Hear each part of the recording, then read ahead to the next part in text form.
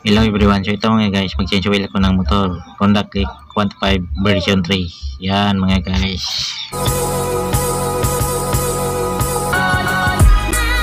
ito ang oil gagamitin ko mga guys, pang Honda.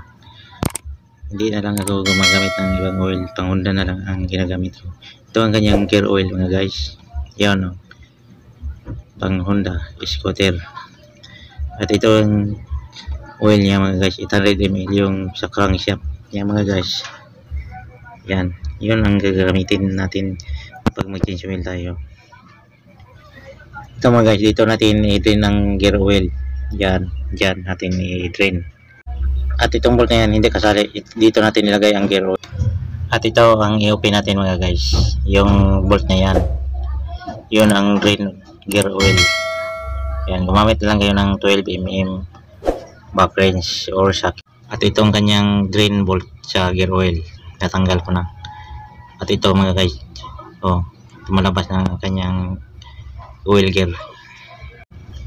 At itong bolt na yan mga guys, dito natin ilagay ang kanyang gear oil.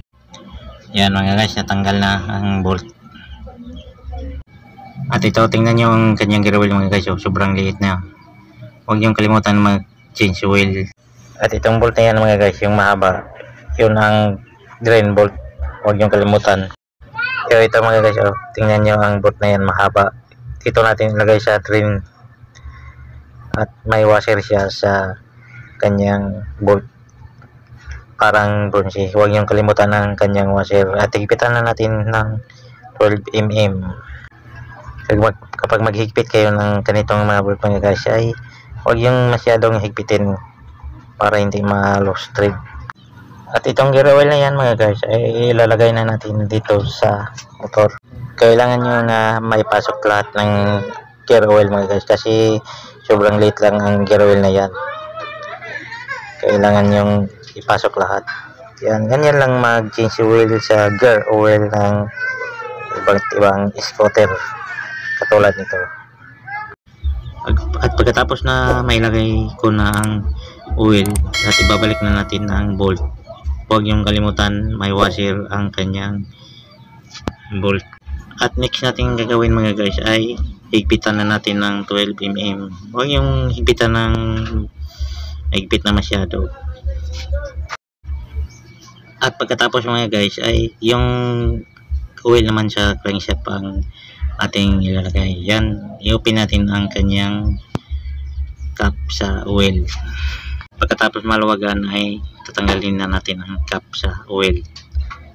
Yan. At ito sa ilalim mga guys, yun ang drain bolt sa oil. Yan, kailangan natin i-drain ang oil dyan, nasa ilalim.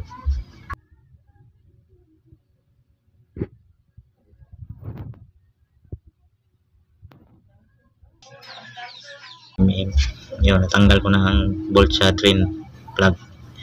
At may washer, huwag yung kalimutan na may washer siya. Yan, na-drain ko na ang oil sa may crankshaft or engine niya mga guys. At pagkatapos natin i-drain ang kanyang oil, ibabalik na natin ang drain bolt sa oil sa ilalim. At ito ng kanyang drain plug sa ilalim na ilagay ko na.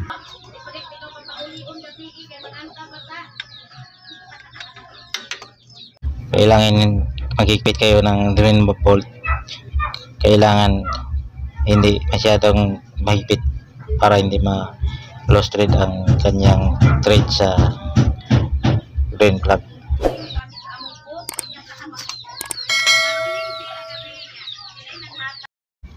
Ito ang ginagawa ko kapag naglagay ko ng oil sa scooter. Nilagyan ko ng karton para diyan natin nilagay ang oil para hindi siya mapunta sa ilalim at malagay lahat. Yan ganito ang ginagawa ko mga guys. Tingnan nyo, yan, ganito ang ginagawa ko kasi wala akong parang talaksa ng matika. Yung imbudo mga guys, wala ko dito. At gagawin ko, nilagyan ko na lang ng karton para mailagay ang oil.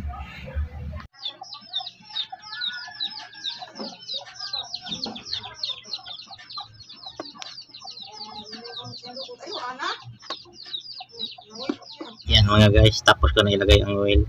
At yung isang drayong na yan ay tatanggalin na natin. At pagkatapos ilalagay na natin ang cap sa oil. Kaya tapos na natin ilagay ang oil, ibabalik na natin ang takip.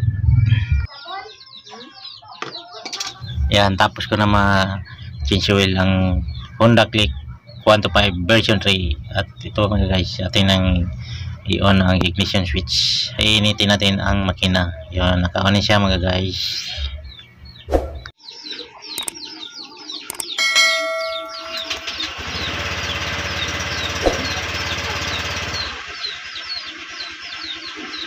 Grabe naman ang ingay sa mga sisiw dito. Mas ingay pa sa makina. Pagkatapos niya i-change oil ang motor, kailangan nyo ipapanda rin at painitin ang kanyang makina. At ito lang mga guys, yung tutorial ko sa pag-change oil ng Honda Click 125 version 3. Yan. At sana masusunod nyo ang next kong video. Guys, salamat sa lahat na nag-subscribe sa akin.